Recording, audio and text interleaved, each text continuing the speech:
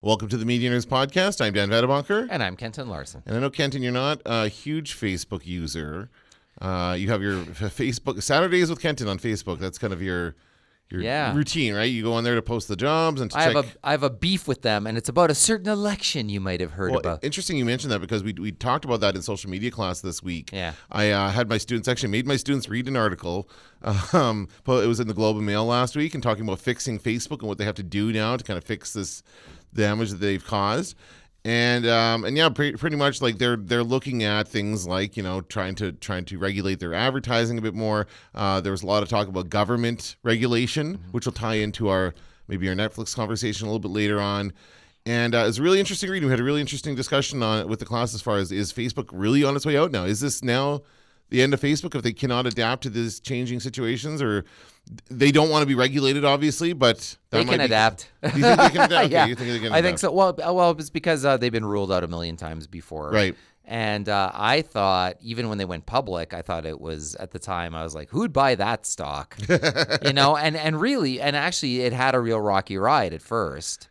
But then ads started working. Yeah. And they started doing better than what anybody thought. But that's when it started being used for nefarious purposes. Right, exactly. And I was pointing out to the class that the people who manipulated Facebook during the election didn't break any laws. They used it as it's intended, other than like creating a fake Facebook page is breaking the law. That's but a guideline. It's maybe a fraud thing, but they use the system the way it is designed to advertise their page, and that's the problem. Is it was all fake news, literally. And it was easy to do, and it was very cheap. easy. Yeah, exactly. And so sometimes when people hear the Russians spend $100,000, they're like, "That's nothing." It's like on Facebook, that's tons. Yeah, exactly. Yeah. Okay, so all this to say, everyone should go to Facebook and become a part of our Facebook group, which was the whole point of this initial discussion. But that is interesting because I thought Facebook groups were dead. Right. And in fact, Facebook themselves tried to get people to stop doing groups and start doing pages, right? Yes.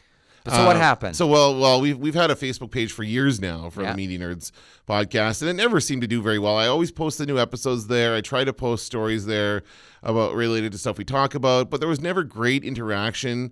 We'll get a couple likes and maybe a comment or two here and there, and it always seemed, unless I boosted the posts, which I used to do quite often, it never seemed to do much as far as gaining interaction with the audience. And I wanted to make a place where we could interact with our audience a little more consistently and more dependably. So I did create a closed group called Media Nerds and Star Wars Nerds, and this is a kind of meant to encapsulate both of our podcasts. And it's going very well so far. We've got a lot of great people. Now, what it does is, instead of, for a page, Facebook has you invite people to like the page, but it's still their choice to like. In this case, with a group, Facebook, whenever I add somebody, I've just added them to the group. I don't give them a choice, and I kind of don't like that. I wish I gave people a choice. But it's like, who do you want to add to this group? And I can choose anybody on my friends list to add to the group. Wow. And then they get mad at you? Well, nobody has yet. And a lot of people seem to be really interested in and embracing it. But I know there's got to be people who've invited who were like, how the hell did I get to be a part of this? I don't want to be in this group. This is stupid. And they've left, which is fine. See, I shared the link. Yeah. But I didn't. You're not being that invasive to add people. But I think I might have done that if I was on there more. Like if I earned the right to do that. Yeah. I think that's one thing. I spam people so much on Facebook with like FanQuest stuff. It's not even another thing. They're like, oh, just Dan adding us to another crappy group. No, I never know what to add to Facebook other than I went into our group and it was hopping. There was lots of people. Yeah. Lots of discussion. It was exciting. So I made a joke. And I made a joke about the masthead and my bald head within the masthead. Yes. And then I left. Okay. That's it. But it was good. But I read the stuff, and maybe I need to log in more to have a look at that. If nothing else, to have a look at that group. It's again, like I said, it's dependable. You'll see everything. If you're part of the group, you'll see everything we post. You don't have to depend on the algorithm. It's all there. And you can actually even modify your settings a bit so you don't see as much of the stuff we post or just the main things. But we've had some great discussions about, we had a great, tying to Star Wars, a great, was The Last Jedi good or bad discussion. It was a civil discussion from people on both sides of the argument, people who didn't like The Last Jedi, people who did, it was amazing. I'd never seen anything like it before on the internet. People actually not getting angry at each other.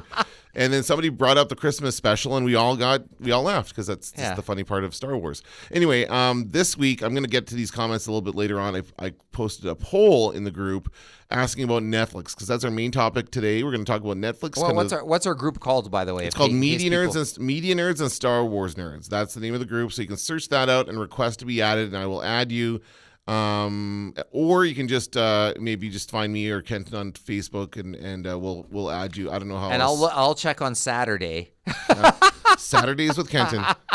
I'll check to see what's going on Saturday. Absolutely. But actually, maybe I did log in earlier this week at your request because to see what was going on, and it's very impressive. And actually, our friend Star Wars podcaster Steele Saunders also was talking about his Facebook group, and then we had Darth, the rapper. What was his name? Oh, Darth Perfectus. Darth Perfectus, and he had one too. Yeah, it's just a very common thing to do now. Yeah, so things seem to be coming back around toward groups after it appeared at a time that they were going to go away. Yeah, you got it. It's just because people don't like the algorithm. They want to get around the algorithm.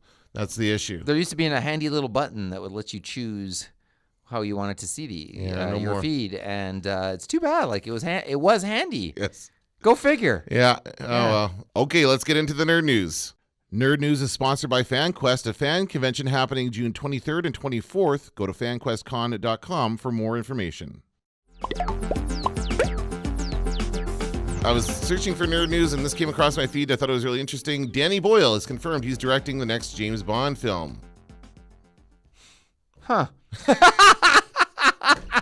Maybe not so interesting or so surprising. No, nothing. You don't care?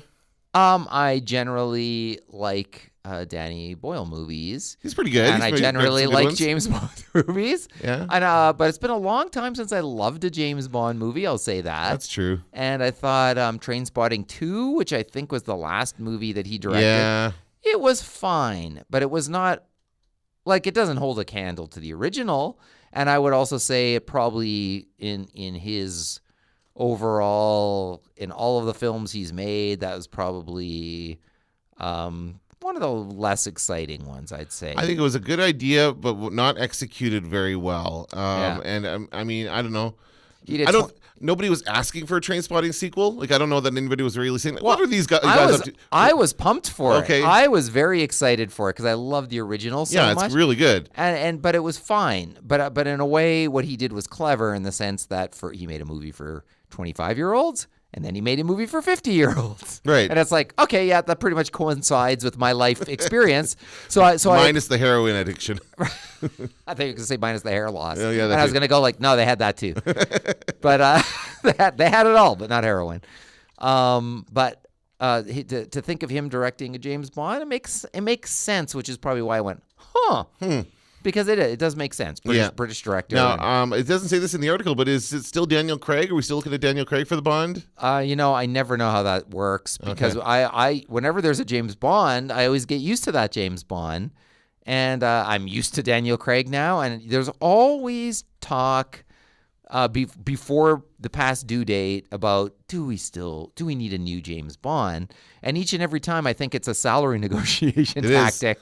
I think it's that simple. Yeah. Like, do we need Idris Elba comes up in the news feeds, and everyone's like, oh. Although I think Idris Elba would be an amazing James Bond. So sign me up. Yeah, now that would be exciting again. Yeah. Although there's absolutely nothing wrong with Daniel Craig. He's a great James Bond. But remember at the time, James Blonde. Yes. Everybody was like, no, cannot be. He's got to have dark hair. And it just proves, yes, it can be. It can be whatever the filmmakers want to do. Who's your favorite James Bond of all time? Roger Moore. Roger, really? By a mile. Most people say Sean Connery. I know they do, but that's why what would you say? I'd say actually Roger Moore as well. I really liked him. I was just watching. I like the sense of humor. Yeah. The Roger Moore sense of humor. Now, not all. I don't love all Roger Moore James Bond movies by any stretch. Yeah. There's a couple real great ones in there. I think that maybe any not so great Roger Moore movies, James Bond films have to do more with the era that they were filmed in than it being Roger Moore. So take that with. If you watch Live and Let Die or The Spy Who Loved Me,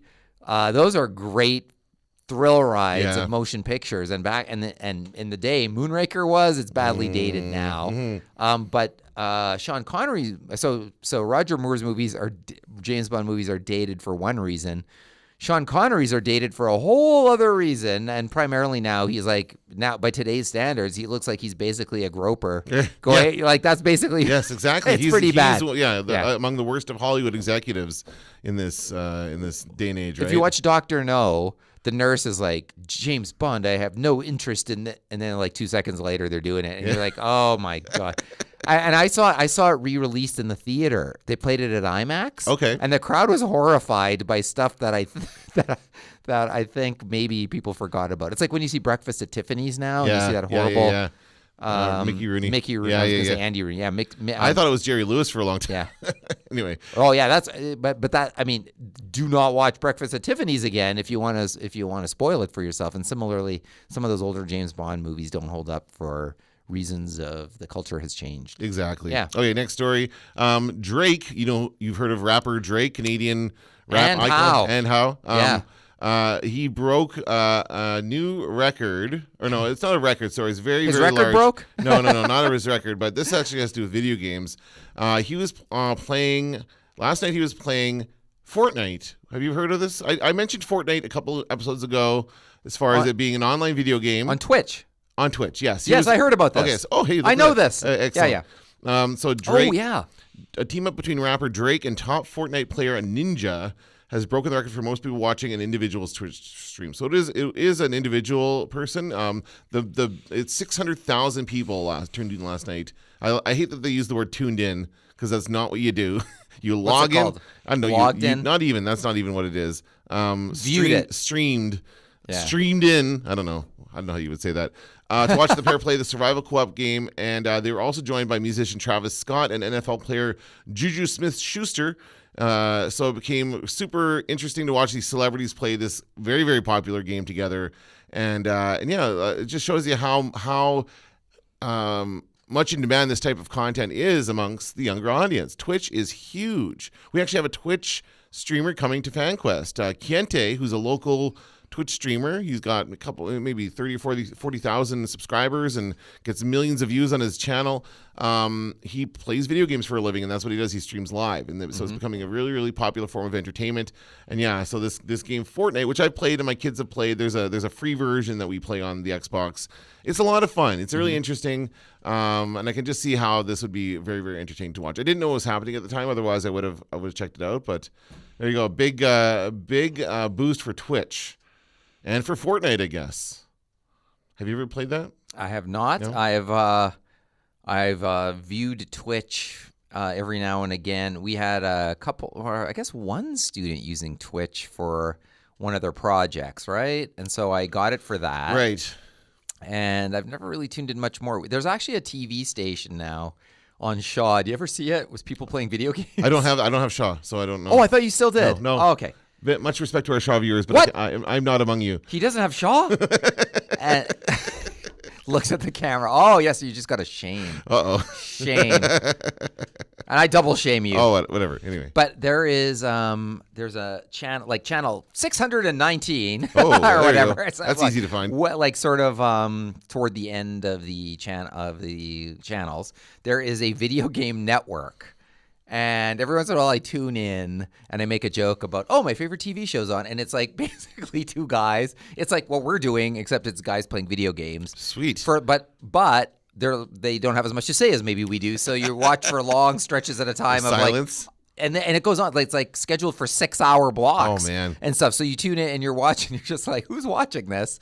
But it's funny. It's almost like they've taken a channel to tell that people like on the app and gone, well, if it works on the app, let's do a channel. Well, you have to have the right people. I wish I could. I don't know the name of the channel. No, but one of the reasons Kiente is so popular is because he's funny. He does comedy. He does music. He does all kinds of stuff. He dresses up in costumes. He does all kinds. He interacts with the crowd really well. And that's why. And that's the mark of a good Twitch streamer, right? Mm-hmm. Is somebody who entertains while they play. If you're just going to sit there in silence and button mash, nobody's going to want to watch that. Although when we tried to do this, when we did this back in the day a couple of years ago, when we did Gears of War 2 or 3. I don't remember which one. I think it was 3. 3. We tried doing this and we played together and it was like you were kind of we were playing an online match together, and I did find myself kind of lapsing into silence because you want to focus on the game. So it's a little more difficult to do for me anyway. Yeah, no, it was, and then the game itself was really good. Oh yeah, but then the lag time, and then you get static through there's those issues. I think those if we tried doing that again, it would be better now. The sound is excellent when you like my son plays Fortnite and he talks to his friend while he's playing, and it sounds perfect. It sounds very, very good. And now I have the bandwidth is much better. I've got the fancy schmancy new Xbox, which would probably be even better. Yeah, we should do this. We should stream. Yeah, we should try it again. Let's do it. Let's do it. I think we were maybe two ahead of the curve on that one, because it was so frustrating, because it was it's like having a phone call with someone on a modern telephone, on a mobile phone. We were like, sorry, huh? Can't hear you. Cutting out. Pardon? Like all of that stuff, except translated to the video game world. Exactly. Yeah. And while I can cut that stuff out very easily when we're doing a podcast like this, it's a little more difficult to do when we're recording video. Exactly. All right. Last story, and this is a very sad news, of course. Stephen Hawking passed away this week at age 76. Yeah. And I just wanted to kind of talk about him for a little bit. Of course, he's widely regarded as one of the best scientific minds in the world, one of the great geniuses of all generations. But he also had quite an impact on the media. He kind of brought science into the mainstream and made it popular, hey? Like A Brief History of Time. Yeah. Which, by the way, is it's a documentary that Errol Morris made about him, which is great viewing, but it was also a book. And everybody read that book. Yeah. There was a period of time when it was #1 for, I don't know, might even been years. It kind of dumbed down like particle physics or whatever it is. Although I read it and it was like, oh my God. I was like, oh, this is the dumbed down one? What does that say about me? Because it's not. But he made it accessible to everybody, I think, and popularized him. And Carl Sagan was another one who popularized and same with like Neil deGrasse Tyson. Yeah. It's somebody with a really outgoing personality who's like just becomes the ambassador for this science and for this subject, and he did a really good job of that despite having ALS his almost entire life. 50-something years he had the disease, and it just got worse and worse by the end of it, but he still was very easygoing. He appeared on Star Trek as himself. He appeared The Simpsons, Big Bang Theory, Futurama. Yeah. So he's done. He was always kind of willing to kind of poke fun at himself and make a joke about the voice box thing he had to use and that kind of stuff. If I was starring on The Big Bang Theory and Stephen Hawking showed up to play a role, I'd be pretty embarrassed that this was my job. Really? Oh yeah, I've redefined science. I star as Sheldon. Whoa! On The Big Bang Theory, like that's exactly what it was. It was Sheldon. Yeah. Which one of those two people should be making the most money? But those guys are supposed to be physicists, aren't they? Those guys in The Big Bang Theory, isn't that what they do for a living? Yeah, but it turns out they're just dumb actors in real life. That's right. That's the problem. That's the problem.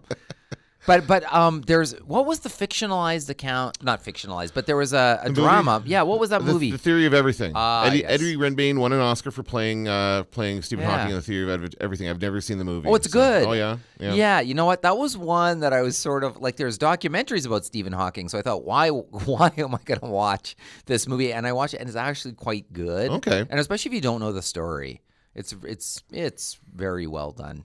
So recommended. Cool. There we go. But that's not the recommendations, because we'll get to that later. Oh yeah. Oh, don't worry. I got lots. All right, that's going to be it for the Nerd News. We'll take a quick break and come back with our main topic of Netflix on the Media Nerds podcast. Okay, Kenton, I bet if you, I'm not going to do this, maybe somebody out there will do this. If you listen to all of our episodes of the Media Nerds podcast, it's been more than 5 years now we've been doing this podcast, and you checked all of our recommendations, I would say a good percentage of them come from Netflix. Would you agree with that? Yeah, in fact, I try to not recommend things from Netflix because I do it too much. Exactly. Yeah, me too. And even I've even given the same recommendation twice, forgetting that I've. Oh, did you really? I don't remember that. I've done it a couple times, I think, where you're like, oh, you did that last week, and I was like, oh, damn. Oh, too bad. Okay. Yeah. But yeah, I just kind of wanted to check in. And I want to talk about this for a while now because we've seen some interesting changes in Netflix in their model and what they're doing. They're getting more into original films now. We had them release Bright over the holidays. It was in December. They released the film Bright, and then they had their surprise drop of the what was it again? Cloverfield. The Cloverfield Paradox was the one where they, bought one single Super Bowl ad and surprised everybody with. They tried to hijack the post Super Bowl. The first instance of that of an ad encouraging people to watch it right away. Yeah, turn off the Super Bowl when it's done and watch this movie. They've also they also released Mute. We talked about that a few weeks ago. That is the new Duncan Jones film. Again, direct to Netflix, no theatrical release. We're seeing more and more of these happen where they're actually producing original, not just original TV series, which they've done for a while now, but original films. They're getting more and more into the original films, and I just think it's worth taking a look at where they're at, what they've done, and how things have changed over the last few years. You made me confess the other podcast only watching a minute of Mute. Yes, and I have to confess again before we get there that I've still only watched. Okay, it's too bad. I really enjoyed Mute. Again, the question that I asked on our Facebook page was, how much, this is just of the group there, how much of your TV viewing is on Netflix? More than traditional television, less? Let us know. And so the overwhelming answer was, I watch mostly Netflix. More, 2/3 of the voters responded that they watch mostly Netflix. About half as much said they watch about the same, and then kind of divide that in half again, and they say, I watch mostly regular TV. So again, this has become the number one platform for people to watch entertainment. Yesterday, my students did a presentation on the CRTC, and they asked the class how many people here watch, I think it was watch cable TV, or was it get your news from cable? I can't remember. It was one or the other, and the answer was nobody in the class. No one. So how and I put up my hand. I was like, I do. And they're like, yeah, but you're old. And I was like, yes, that's right, and smarter than you, or something. I don't know. I had some like snarky response, but it really is like I can't do without my cable at the same time. But I think is that the last of Us? Or is everyone all on the network? Like, because Netflix isn't good for news. No, and but they are attempting to break in with some weekly content. They have the Joel McHale show. I mean, they started with Chelsea Handler. I've watched all those Joel McHales. I like Joel McHale. They're very funny. I liked him when he was doing The Soup. Yeah. It's exactly the same thing as The Soup, and that's fine. He's good at that. It's really, really funny, and it's a weekly show. It comes out every Sunday. Yeah. And I like that it comes out every Sunday. It's now part of my Sunday watching. I go watch Last Week Tonight. I'll watch whatever HBO show is on. I think it's Crashing right now. I can't remember if Crashing's done or not. Ash vs. Evil Dead, that's on Sundays now, so I watch that. And then I watch Joel McHale, and it's really good. They also have the monthly, and I can't believe I haven't asked you about this yet. Letterman. Yeah. What do you think of that? The first two I loved. The most recent one isn't as good as the other two. Was that George Clooney was the most? No, the most recent one was... why can't I think of her name? This is the classic podcast where I can't think of people's names. You got Oprah, is it? No. I feel so stupid. The activist, the poor young woman who was shot in Malala or whatever. I don't know. I'm butchering her name. Why can't I know? I would be too if I were to try to conjure it up. I haven't watched that one yet.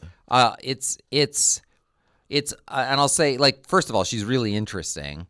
But I don't like it as much as the other two, primarily because, I mean, it's an odd combination of Letterman cracking odd jokes at the same time you're hearing a harrowing story. Malala Yousafzai. Yeah. And she has an incredible story. Actually, my kids learned about her in school. Yeah, that's right. Or they actually read her book. Letterman goes on a campus tour with her. Okay. And I like it, but it's at the same time, it's kind of...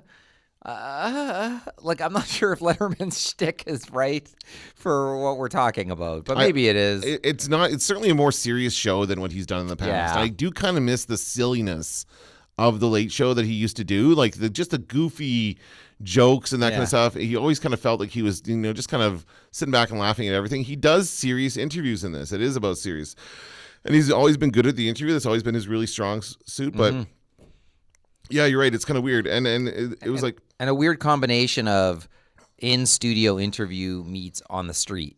Yes, but I thought the first one was genius with Obama. Yes, that was very good. That was like I can see why they started with that one because Obama jokes around too, so he can, and he's also very funny. And Clooney was very funny and that kind of stuff. But this one, I'll watch it. But it's good that they're trying new things. She is a serious spokeswoman for something horrible Right. that happened to her. She's also just a student. And so you sort of get there's an odd dynamic where Letterman takes a tour of the school with her and he's clowning around and making fun of the cafeteria and like he pretends he's the health department showing up and things like that. So it's funny, but at the same time you're like, like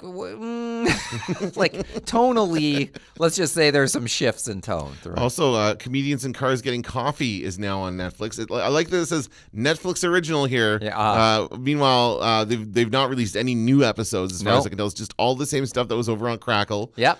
Which we watched years ago. Like it's been more than a year now since they've released new episodes on that. Yeah, it's been a while. Although I heard that he had filmed an episode with Jerry Lewis. I'd heard that was being filmed like a month before Jerry Lewis passed away. He was filming an episode with Jerry Seinfeld. I don't know if that's true or not. But yesterday it was revealed on Gilbert Gottfried's podcast that Joan Rivers was supposed to be on Comedians in Cars Getting Coffee, but unfortunately passed away before it happened. Yeah, that's too bad. Yeah. I hope he keeps doing it. It's a really good show. We really liked it. Yeah. I just think it's funny that now so many more people are noticing it and talking about it on social media than they did before, because Netflix is way more accessible and way more in the mainstream than Crackle is. It just shows you that Crackle is still not even close to cracking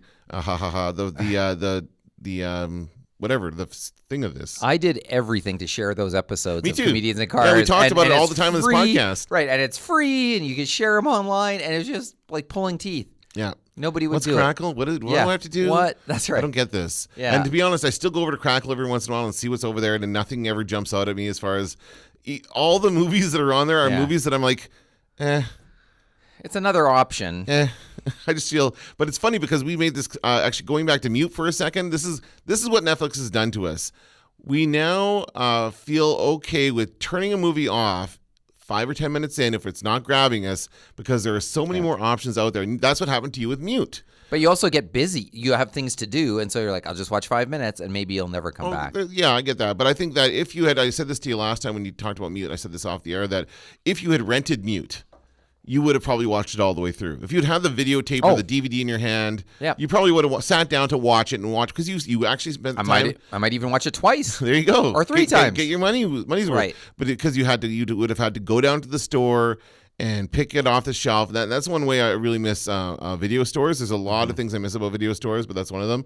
And so Netflix has just turned us into this culture of like, I'll watch something else. I've got a bunch of movies on my continue watching thing that I've watched like 5 or 10 minutes of and never continued on with it just because I've moved on to something else. So it's it's unfortunate that happens. We really should watch whatever we decide to watch. We should decide to just continue on with it all the way through. Give it a chance. On his podcast this week, Alec Baldwin said that the world that we live in now, like, it's harder than ever. Even if you got a quality show, it's harder than ever to get people to watch it.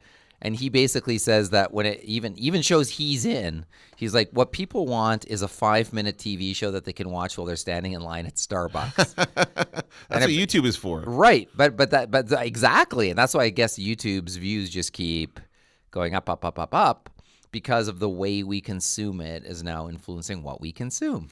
It's wag the dog. I'm still not totally on board with watching a fictional TV show or film on my phone while I'm waiting in line or while I'm on the bus. I'm still not quite there. I'm okay watching YouTube videos on that device, but not. I still like to watch TV or film on my TV. That's because it's big and you get to see all the detail, and it's like people put money and effort into creating this thing. Not that YouTubers don't, but there's not as much money or effort being put into those videos. And to me, it really makes sense to watch those things on the TV. Although I will watch on my laptop occasionally as well. I have it open on my laptop right now. I saw a guy on the bus yesterday, probably in his 50s, coming home after a hard day's work and watching. He had his phone turned sideways, watching clearly a drama, a well-produced drama, which I could not identify. I kept watching it going, I should know what this is. This looks familiar, but I can't tell you what it was. Okay. But he was engaged in watching what looked like a show that was probably produced for NBC or something like that. There's new episodes of Love. What's that? Season 3. On Netflix. Is there season 3? I did not see it. I missed it. I missed it because I've not been on this. You have to add it to your wish list so you can tell when it's been updated. Well, I guess so, yeah. And it's on my continue watching thing, but it's not on my wish list. The new Ricky Gervais comedy special is on there as of this week. Well, that's splattered right in the very top as you log in. But yeah, Love is a show I really, really enjoyed. The first season I really loved. The second season, maybe not so much. But, 3 seasons. The new season. See, I didn't even realize that. Jessica Jones is up. That's season 2 is up there. Haven't watched it yet. I haven't had time. But these are some of the Netflix originals. But there's so many out there that I have not watched. I never did watch Sense8. That's done. They only did the 2 seasons. It says finale coming in 2018, so they are filming a finale because it's kind of an unusual situation. They cut that short. I guess there's a bit of a cliffhanger or something. They didn't leave it. They didn't finish it up, and it was kind of a surprise that Netflix didn't continue it. So it looks like they are producing a finale to I guess satisfy the fans, which is kind of cool that they're doing that. What else do we have here? Jessica Jones, Ghost Wars is another new one. Have you seen that? Nope. Oh, sorry. It's impossible. I keep thinking about this more and more. The shared experience is gone in terms of people watching the same thing. Yeah. It's just at the same time, the Super Bowl is the last gasp of that. I mean, you used to, even going back just a few years, we all had Breaking Bad. That was the last one I think we all really watched. Even that one, people are a little sketchy on, I find. I saw the first 2 seasons. Like, there's a lot of that going on with Breaking Bad. There was a lot of hype leading up to that final season, so I think a lot of people got back on board with it. Yeah. Because we had a lot of conversations about it here at the college and that kind of stuff. But yeah, even Walking Dead, which used to be that, is not that anymore. The Walking Dead has fallen off the rails, and most fans are jumping ship as quickly as possible because they're not happy with the way it's going. Well, we went from watch and talk about every single episode to watch the premiere and the finale to just watch the finale to I don't watch any. I don't watch any. Yeah, it's completely, we've weeded it out of our lives. Yep, absolutely. Too much other good stuff out there. Exactly. There's so much competing for your attention.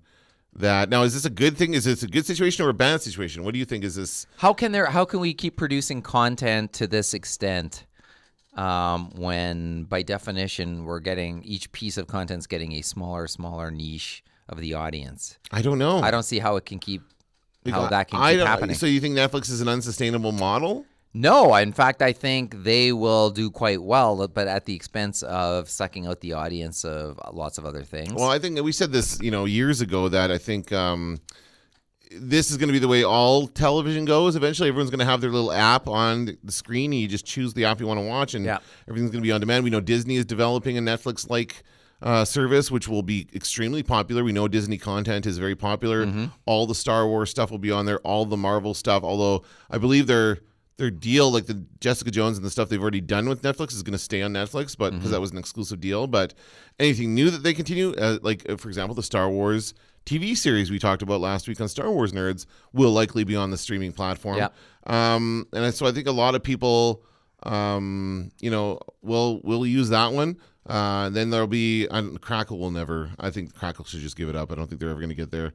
The problem with it being free is that there's nobody who assigns any value to it, right? So you get Crackle for free, but is there anything worth watching on there? They had a signature show, Comedians in Cars. They had that, and that's sort of what you need to get people into it. You need to keep going with like the for me, content. Netflix was when the Arrested Development came back. Yes, exactly. Was when I just could not take another day to wait for it to come out some other way when it was like, nah, I need this. But that was not the first was House of Cards, then Arrested Development. Wasn't the Arrested Development reboot first? Oh, maybe. I think it was. Very close, though. I think it was. And then House of Cards, I was like, ooh, Netflix is making its own shows. Yes. What will they be like? Yes. Remember, I was like, will they be like HBO or will they be like NBC or will they be like and really neither? No, they're covering, but they're doing their own thing. Some of them look like HBO shows, some of them don't. Orange is the New Black was another big popular one. So they came out strong with all these shows right out of the gate, and now I don't know that. Certainly, it's a question of quantity over quality because I don't think all of these shows they have out now are as good as those initial. I can't keep shows. track of them. No, there's too many. Like it used to be when there was a new Netflix show. Like Bloodline, for instance, when that first came out, I was like, oh, there's another one? So I say, like, basically the Netflix we produced this show had a lot of grit to it. It had a lot of, like, people, those were the shows that people wanted to watch before the other ones, but now there's so much of it. I just can't, like, and lots of it for different audiences, for sure. And this is also Netflix. Now, I was going to say before we started this that film is become kind of like, as far as mainstream Hollywood films have become kind of the the side note to this, because they do seem to be focusing more on series binging. That's their kind of their model. But again, they have been creating some original content.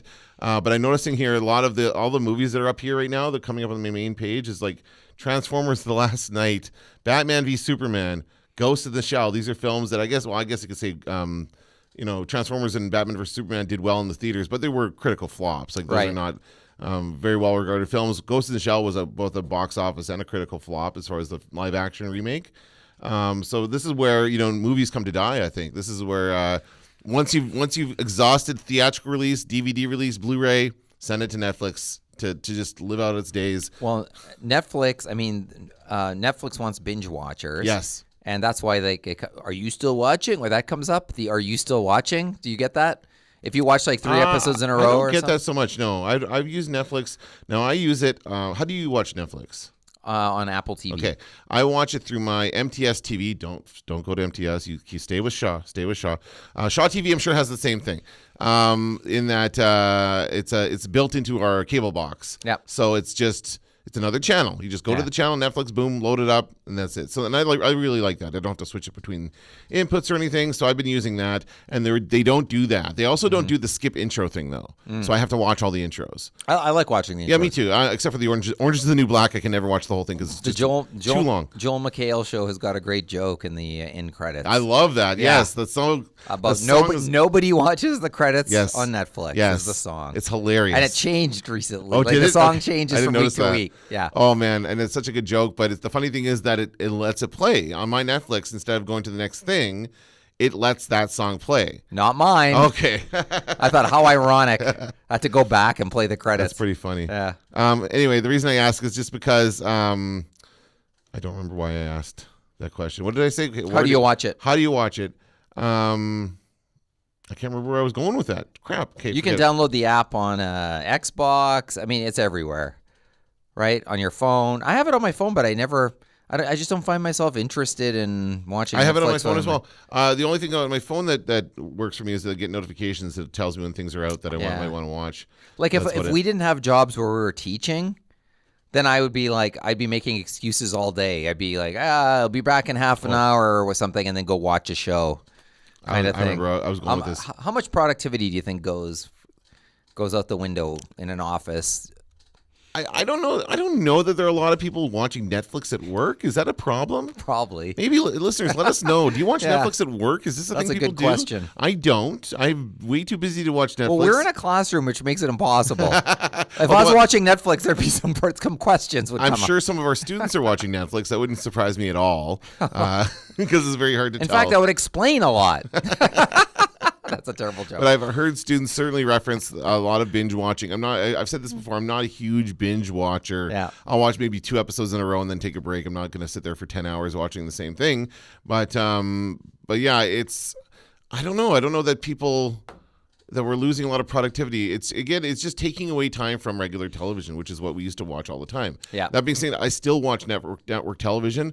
Some of my favorite shows. This is I'm going to get into the responses here from people on our poll, because Chris Schiffman, good friend of the show, says that we have a staff discount for TV, and my favorite shows are mostly on cable. My fiance is probably split with cable and Netflix. We'll remove channel packages if they don't have anything on that interests us. So AMC, FXW, Space Much, TSN, HBO has been off since early September, but we'll probably get a promo deal when we add it for Westworld next month. That's my situation as well. I often do, although this time I left HBO going because I had it on for Curb, and then I was going to get rid of it, but then last week tonight came back. I got into Crashing. There's always something good on HBO, really. It is worth the money. I just let it ride. There's always, because there's let it ride. It's like a gamble. I don't have children.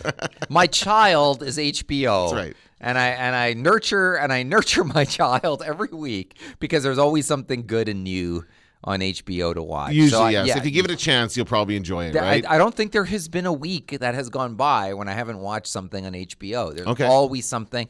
And then the documentaries start rolling around this time of year, too. So on Mondays, usually you'll get some documentaries launching. Okay, interesting. Yeah. I think it's funny that HBO builds this whole programming schedule around like a couple of shows. Yeah. And they really just repeat all week long. Yeah. And they'll throw some movies in there and stuff to boot, but those aren't nothing you can't get anywhere else. Like movies, the funny thing about movies on television is that now you can get movies pretty much anywhere, but I still really enjoy discovering a movie that's on at the moment and just watching it.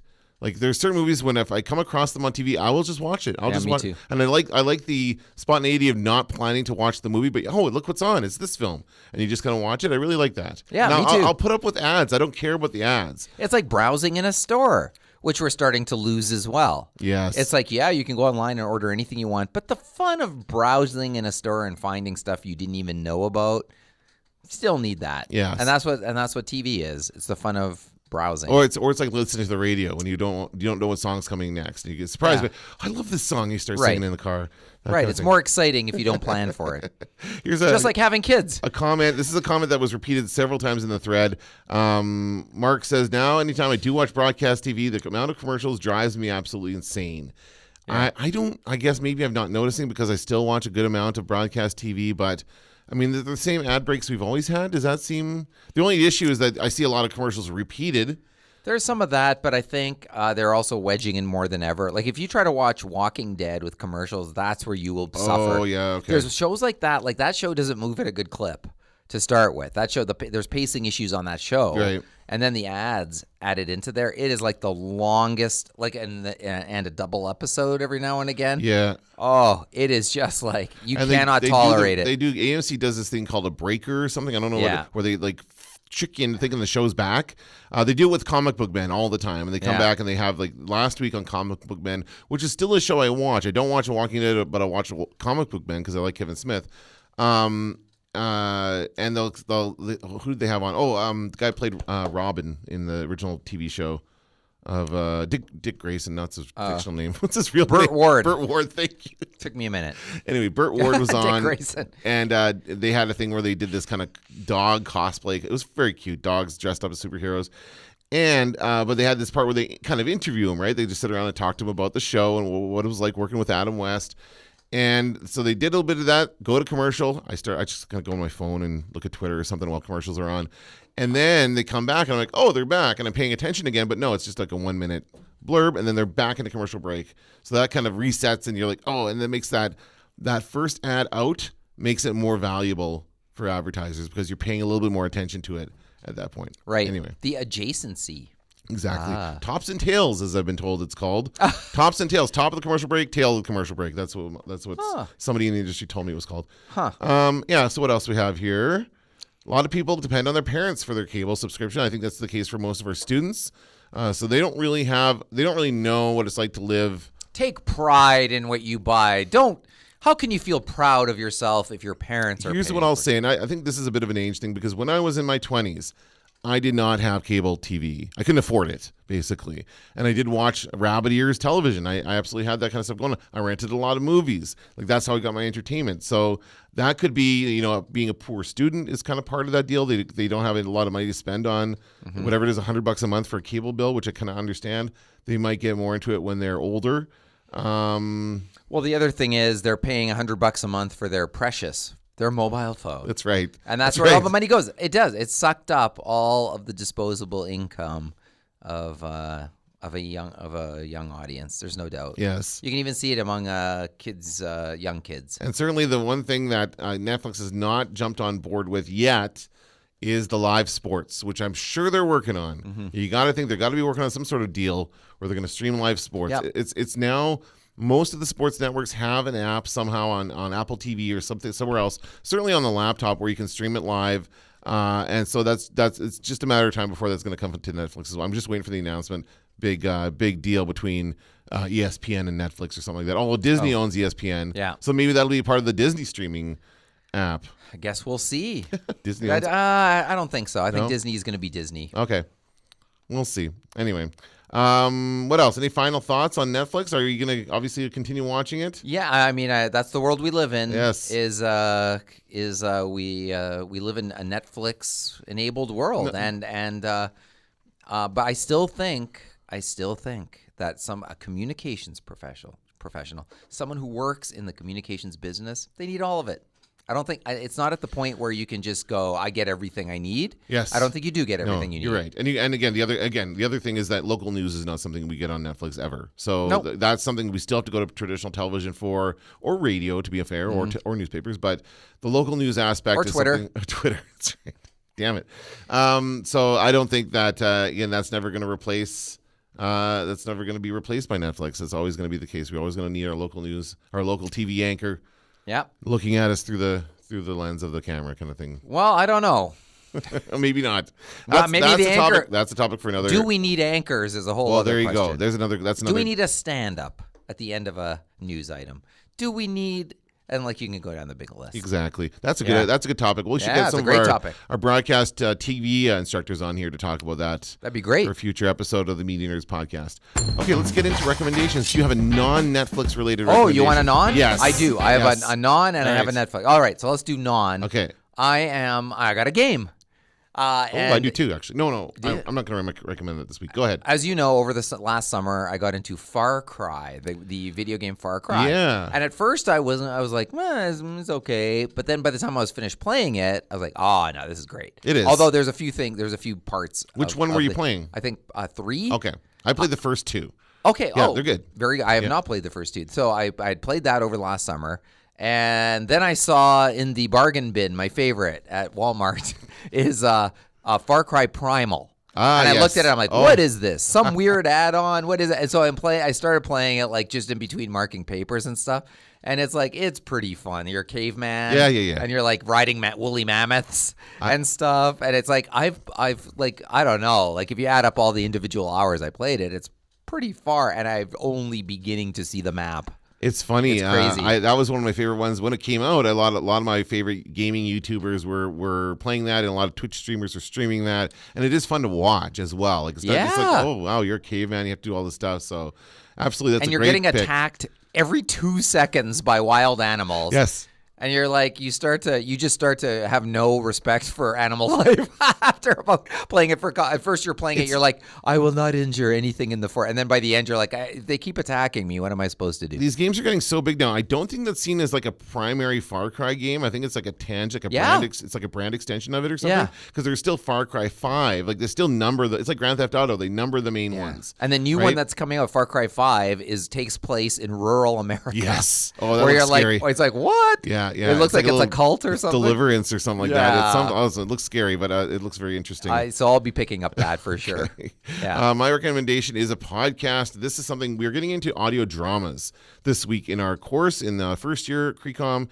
And it was just great timing that this came out. It's Marvel's first podcast. It's called Wolverine: The Long Night. And I've listened to the first 2 episodes. They are incredible. By far. Do you listen to audio dramas at all in podcast form? I got to think about that. Off the top of my head, I can't think of one. No, okay. Well, I mean, the best known ones are like Welcome to Night Vale, and there's a couple other ones. I'd say I know of those, but I have not. Yeah, I tried Welcome to Night Vale. It wasn't for me, but this one, I mean, first of all, it's Marvel, which is, of course, I love Marvel. I love Wolverine. I'm just on board with that whole fandom. But the sound design is incredible. It really is something else. Like we sat there and listened to a good 10-minute stretch of it in class to demonstrate great sound design and how they use the sound to tell the story. And my class is like, let's just keep listening to it because they just wanted to listen to the whole thing. It's an interesting distribution deal right now. So this is brought to you by Marvel and Stitcher. Of course, Stitcher is a podcasting app that many people you can get our this podcast on Stitcher, but they've made it part of Stitcher Premium, which is a paid monthly service, and it's $5 a month to get premium content from Stitcher. This is what they're trying to break through into this I guess category. And but what you can do is, because it's all being promoted, you can get the download code is Marvel, promo code or whatever, and you can enter that in and get a free month trial of Stitcher Premium. So I did that. I haven't paid anything for it yet. I've listened to the first 2 episodes of this. I'm going to stick with it. I don't know how many episodes they're coming. I don't know if it's going to cut off my first free month right at the very end of this. It's going to okay, now you have to pay. What I do know will happen is that I will forget about this. I'll be charged 3 months in a row for it without even remembering. It'd just be just like Audible, where I got 3 free Audible books that not free, sorry, I paid for them, but I got 3 months of Audible service that I never used because I just forgot about the subscription, and that's what they count on. But That's right. The podcast is very, very good. Excellent. All right, that's going to do it for this episode of the Media Nerds Podcast. Go to MediaNerdsPodcast.com for our full podcast, blog, and social media channels.